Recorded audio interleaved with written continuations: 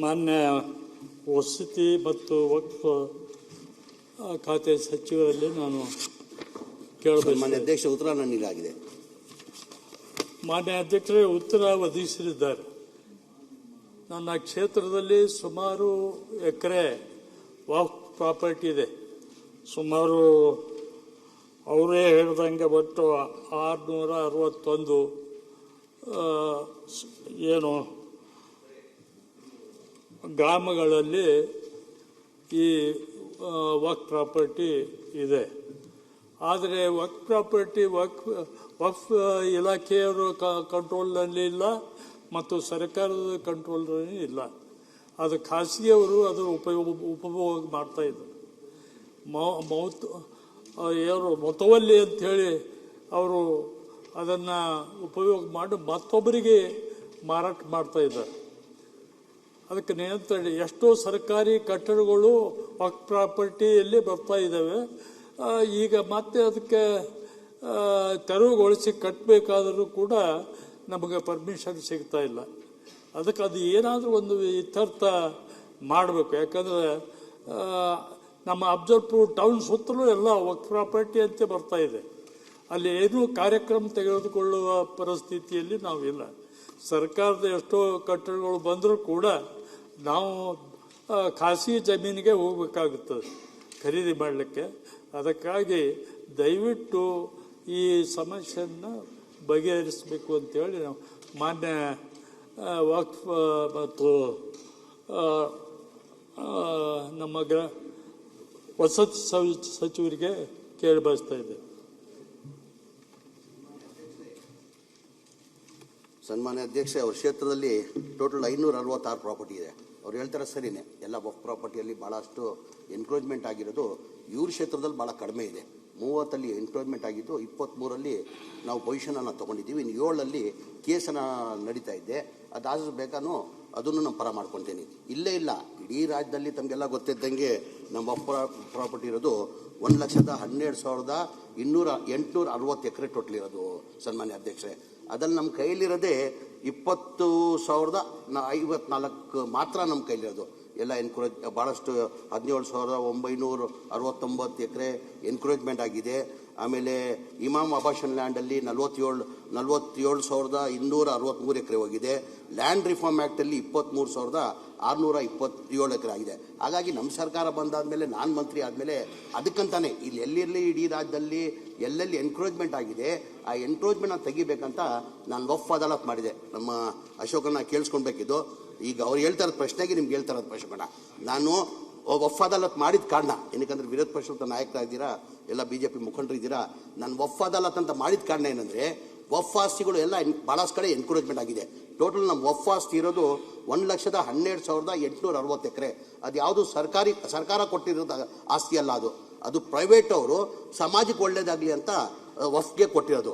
ಅದು ಎನ್ಕ್ರೋಚ್ಮೆಂಟ್ ಆಗಿದೆ. ಎಷ್ಟು ಎನ್ಕ್ರೋಚ್ಮೆಂಟ್ ಆಗಿದೆ? 17,000 ಏನು ಅಶೋಕಣ್ಣವರೇ, 17,969 ಎಕರೆ ಎನ್ಕ್ರೋಚ್ಮೆಂಟ್ ಆಗಿದೆ. ಅದು ಎನ್ಕ್ರೋಚ್ಮೆಂಟ್ ಮಾಡಿರೋದು ಯಾರು? ಯಾವ ದೇವಸ್ಥಾನ ಅಲ್ಲ, ಯಾರು ಬೇರೆಯವರಲ್ಲ, ಈ ಮುಸ್ಲಿಂ ಸಮಾಜದವರೇ. ಈಗ ಅಫ್ಜಲ್ಪುರಲ್ಲೂ ಎನ್ಕ್ರೋಚ್ಮೆಂಟ್ ಏನು ಮಾಡ್ಕೊಂಡಿದ್ದಾರೆ 30 ಪ್ರಾಪರ್ಟಿದಲ್ಲಿ, ಅದು ಬೇರೆಯವ್ರು ಯಾರೂ ಇಲ್ಲ, ಮುಸ್ಲಿಂ ಅವರೇ ಎನ್ಕ್ರೋಚ್ಮೆಂಟ್. ಆ ಎನ್ಕ್ರೋಚ್ಮೆಂಟ್ ತೆಗಿಬೇಕಂತಾನೆ ನಾನು ವಕ್ಫ್ ಅದಾಲತ್ ಅಂತ ಮಾಡಿದ್ದೆ. ತಾವು ಅದಕ್ಕೆ ದೊಡ್ಡ ಬೆಲ್ಗಾಲಮಲ್ಲಿ ರಂಪ ಮಾಡಿದ್ದೆ. ಅದೇ ಇಲ್ಲ ಹೇಳ್ತಾ ಇರೋದು, ಪ್ರಶ್ನೆ ಹೇಳ್ತಾ ಇರೋದು, ಅದು ಮಾಡಿದ ಹಿನ್ನೆಲೆ ನಾನು ಹೇಳ್ತಾ ಇರೋದು ಸನ್ಮಾನ್ಯ ಅಧ್ಯಕ್ಷರೇ. ಆ ಮಾಡಿದ ಕಾರಣಕ್ಕೆ ಇವತ್ತು ಇನ್ನು 30 23 ಸಮಸ್ಯೆನ ಬಗೆಹರಿಸಿದೀನಿ. 7 ಇದೆ, ಅದು ಆದಷ್ಟು ಬೇಗ ನಾವು ಮಾಡ್ತೀವಿ ಅಂತ ಹೇಳಕ್ ಬಯಸ್ತೀನಿ. ಅಧ್ಯಕ್ಷರೇ ನನ್ನ ಹೆಸರು ಹೇಳಿದ್ರಲ್ಲ, ಪ್ರತಿಪಕ್ಷ ನಾಯಕರಿಂದ ಏನಿಗೆ ಮಾಡಿದೆ ಅಂತ ಹೇಳಿರೋದು ನಿಮ್ಗೆ. ನಾನು ಸುಮ್ಮನೆ ಕೂತ್ಕೊಂಡ್ರೆ ನೀವು ಒಪ್ಕೊಂಡಂಗೆ ಅಂತ ಅವ್ರದ್ದು ಅಷ್ಟೇ. ಹುಷಾರಾಗಿ ಮೊದಲೇ ನೋಡಿ ಹೆಂಗೆ KVT ಹಾಕಂತಾರ ಅವರು. ಒಪ್ಪದೇನು ಅವ್ರು ಹೇಳಿಲ್ಲ ಇಲ್ಲ, ನನ್ನ ಕಾರಣ ಯಾವ್ದಕ್ಕೋಸ್ಕರ ಹೇಳೋ ಅವಶ್ಯಕತೆ ಇಲ್ಲ. ನಾನು ಸುಮ್ಮನೆ ಕೂತ್ಕೊಂಡ್ರೆ ಅಕ್ಸೆಪ್ಟೆಡ್ ಅಂತಾನೆ ಅರ್ಥ ಅವ್ರದ್ದು.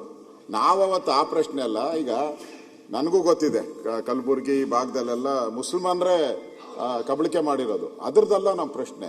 ನಾವು ಈಗ ಚಿಕ್ಕಬಳ್ಳಾಪುರದಲ್ಲಿ ವಿಶ್ವೇಶ್ವರಯ್ಯನವರು ಓದಿದ್ದು ಶಾಲೆನ ನಾನೇ ಹೋಗಿದ್ದೆ. ಅಲ್ಲಿ ಅದನ್ನ ವಕ್ಫ್ ಬೋರ್ಡ್ ಅಂತ ಮಾಡಿದ್ದಾರೆ. ಕೆಲವು ರೈತರು ಉಳುಮೆ ಮಾಡ್ತಾರೆ. ಹಿಂದೆ ಎಲ್ಲ ಏನು ಅಧ್ಯಕ್ಷರೇ, ಈ ದೇವಸ್ಥಾನಗಳು ಜಮೀನಿತ್ತು, ಲಕ್ಷಾಂತರ ಎಕರೆ ದೇವಸ್ಥಾನಗಳು ಮಾನ್ಯ ಜಮೀನಿತ್ತು ಹಿಂದೆ ಮಹಾರಾಜರು ಕೊಟ್ಟಾಗ. ಅದೇನ್ ಮಾಡ್ತಾರೆ, ಉಳುಮೆ ಮಾಡ್ತಾ ಇದ್ರು, ಉಳುಮೆವನಿಗೆ ಭೂಮಿ ಅಂತ ಕೊಟ್ಬಿಟ್ರಿ. ಈಗಲೂ ಹಂಗೆ ಏನಾಗಿದೆ, ವಕ್ಫ್ ಬೋರ್ಡ್ ಆಸ್ತಿಗಳು ಕೆಲವರು 60-70 ವರ್ಷದಿಂದ ಉಳುಮೆ ಮಾಡ್ಕೊಂತ ಇದ್ದಾರೆ ಅಪೋಸಿಷನ್ ಅಲ್ಲಿ. ಅದಕ್ಕೆ ನಾನು ಹೇಳ್ತಾ ಇರೋದು, ಅಂತ ಜಮೀನುಗಳನ್ನ ಯಾವುದು ನೀವು ನಿಮ್ಮ ಹಿಡಿತದಲ್ಲಿಲ್ಲ ಅಂತವನ್ನ ಕೊಡ್ರಿ. ರೈತರು ಇದ್ರೆ ಅದು ಯಾರು ಹಿಂದೂ ಇರಲಿ ಮುಸ್ಲಿಂ ಇರಲಿ ಯಾರೇ ಇದ್ಕೊಂಡಿ ಕೊಡಿ ಅವ್ರಿಗೆ ಅಷ್ಟೇ. ಹಿಂದೆ ಯಾವ ರೀತಿ ದೇವಸ್ಥಾನಗಳದೆಲ್ಲ ಕೊಟ್ಟರು ಹಾಗೆ ಕೊಟ್ಬಿಡಿ, ಉಳಿದನ್ನ ಉಳಿಸ್ಕೊಡಿ, ಅದಾದ್ರೂ ಉಳಿಯುತ್ತೆ. ಈ ನೀವು ತನಿಖೆ ಮಾಡಿ ಅಂತಾನೆ ಹೇಳ್ತಾ ಇದ್ದೀರಿ ನಾವು. ವಕ್ಫ್ ಬೋರ್ಡ್ ಆಸ್ತಿ ಏನೇನು ಕಬಳಿಕೆ ಆಗಿದೆ ತನಿಖೆ ಮಾಡಿ. ಇಲ್ಲೂ ವಿನ್ಸನ್ ಮ್ಯಾನರೇ ಇಟ್ಕೊಂಡಿದ್ಯಪ್ಪ ನೀನೆ. ಅದನ್ನ ಹೆಂಗ್ ಬಿಟ್ಟೆ ನೀನು? ಇದನ್ನ ನಮ್ಮನ್ನೆಲ್ಲ ಕೇಳ್ತೀಯಲ್ಲ ನೀನು, ನಮ್ಮನ್ನೆಲ್ಲ ಕ್ವಶನ್ ಮಾಡ್ತೀಯ. ಅದ್ಯಾಕೆ ಅದು ನಮ್ದು ಅಂತ ಈ ಒಂದಿನ ಹೇಳಿದ್ಯಾ ಇದ್ರ ವಿನ್ಸನ್ ಮ್ಯಾನರ್ ನಂದು ಅಂತ?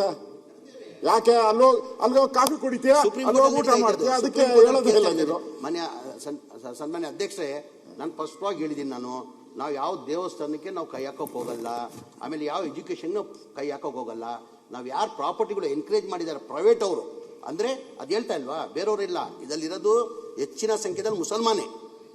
ಆ ಹಿನ್ನೆಲೆ ನಾನು ನಮ್ದೇನು ಅಬ್ಜೆಕ್ಷನ್ ಇಲ್ಲ. ಬೇರೆ ರಾಷ್ಟ್ರ ಸಾಕು, ನಮ್ಮದು ನಮ್ಮದಲ್ಲ ಆಗ್ಬಾರ್ದು. ಅಭಯ ಪ್ರಸಾದ್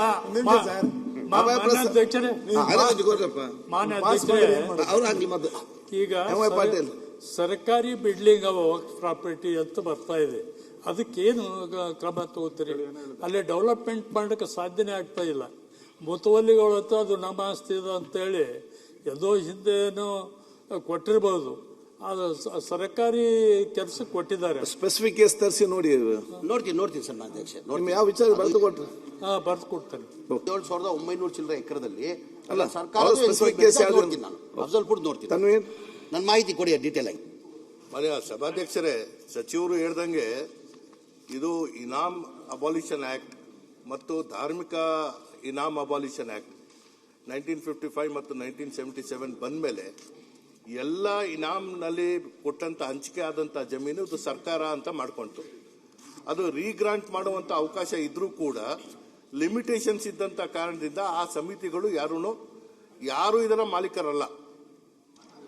ಬೋರ್ಡ್ಗೆ 1 ಇಂಚ್ ಜಾಗ ಇಲ್ಲ, ಸಚಿವರಿಗೂ ಗೊತ್ತಿದೆ. ಸೊ ಇದರಲ್ಲಿ ಏನಾಗುತ್ತೆ, ಇದನ್ನ ಅನ್ಯ ವಿಚಾರಗಳಿಗೆ ಇದನ್ನ ಬಳಕೆ ಮಾಡ್ಕೊಳಕ್ ಬರಲ್ಲ. ಇದಕ್ಕೇನಾದ್ರು ಸ್ಪಷ್ಟ ರೀತಿಯಲ್ಲಿ ಈಗ ಸಚಿವರು ಅದಕ್ಕೆ ಪಟ್ಟಿ ಮಾಡಿಸ್ತಾ ಇದ್ದಾರೆ. ಇನಾಮ್ ಅಬಾಲಿಷನ್ ಅಲ್ಲಿ ಇದ್ದಿದ್ದು ಈಗ ಪಂಜಾಬ್ ರಾಜ್ಯದಲ್ಲಿ ಇದು ಕೈ ಬಿಡಬೇಕು ಅಂತದ್ದು ಅವ್ರು ತೀರ್ಮಾನ ತಗೊಂಡಿದ್ದಾರೆ. ಸೊ ಅದೇ ರೀತಿಯಲ್ಲಿ ನಮ್ಮ ರಾಜ್ಯದಲ್ಲೂ ಮಾಡುವಂತದಕ್ಕೆ ಇದು ಮಾಡ್ತಾ ಇದ್ದೀವಿ. ಇದರ ಜೊತೆಗೆ ಈ ರೀತಿಯಲ್ಲಿ ಆಗಬಾರ್ದು ಅನ್ನೋ ಕಾರಣಕ್ಕಾಗಿನೇ ಕಂದಾಯ ಇಲಾಖೆಯಿಂದ ನಾವು ಭೂಮಿ ಸಾಫ್ಟ್ವೇರ್ ನಲ್ಲಿ ವಕ್ಫ್ ಆಸ್ತಿಗಳು ಯಾವುದು ನಮೂದಿಸಿಕೊಂಡಿದ್ದೀವಿ ಅದನ್ನ ಜೋಡಿಸಬೇಕು ಅನ್ನೋದು ಕೂಡ ನಾವು ಮಾಡ್ತಾ ಇದ್ದೀವಿ. ಇಬ್ಬರು ಕೂಡ ಅನುಭವಿಸ್ತಿದ್ರಿ, ಕೂತ್ಕೊಂಡು ಚರ್ಚೆ ಬಗೆಹರಿಸಿ.